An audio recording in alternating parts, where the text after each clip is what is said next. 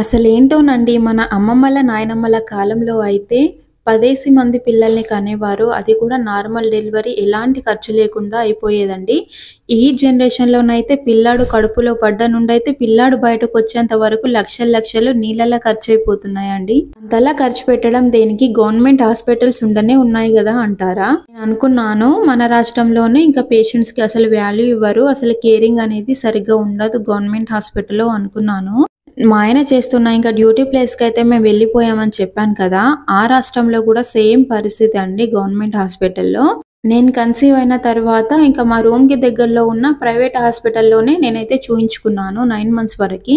కానీ ఇంకా delivery caesarean అంటే ఇంకా ఒక 1,00,000, 2,00,000 వరకు ఖర్చవుతుంది అంటే, ఇంకా అన్నేసి డబ్బులంటే పాపం మా ఆయన ఎక్కడి నుంచి తీసుకొస్తాడు అనేసి నేనింక కొంచెం ఆలోచనలో పడి, ఇంకా గవర్నమెంట్ హాస్పిటల్‌కైతే వెళ్ళాననమాట. అక్కడున్న గవర్నమెంట్ హాస్పిటల్‌కి.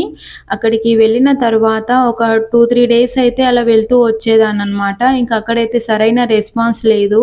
ఇంకా వాళ్ళైతే డాక్టర్స్ అయితే అసలు పేషెంట్స్‌ని టచ్ గూడా జేయరు. ఇంకా కొంచెం రూట్‌గా బిహేవ్ జేస్తారు పేషెంట్స్‌తో.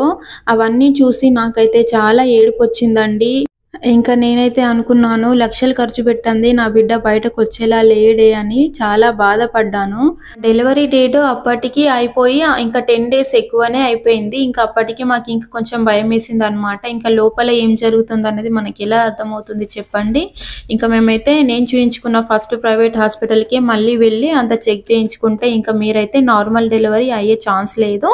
ఇంకా ఇమ్మీడియేట్‌గా ఇంకా సిజేరియనే చేయాలి అనేసి అన్నారండి. ఇంకా మా ఆయన చేసేదేం లేక ఇంకా డబ్బులు ఎలాగోలా మేనేజ్ చేసి ఇంకా హాస్పిటల్‌లో కట్టేస్తే ఇంకా సిజేరియన్ అయితే ఇంకా నెక్స్ట్ డే అయిపోయిందండి. గవర్నమెంట్ హాస్పిటల్సే సరిగ్గా ఉంటే ప్రైవేట్ హాస్పిటల్‌లో లక్షలు ఖర్చు పెట్టే పరిస్థితే రాదు కదండీ! సరే గాని ఒక చిన్న లైక్ ఇచ్చి సపోర్ట్ చేయండి.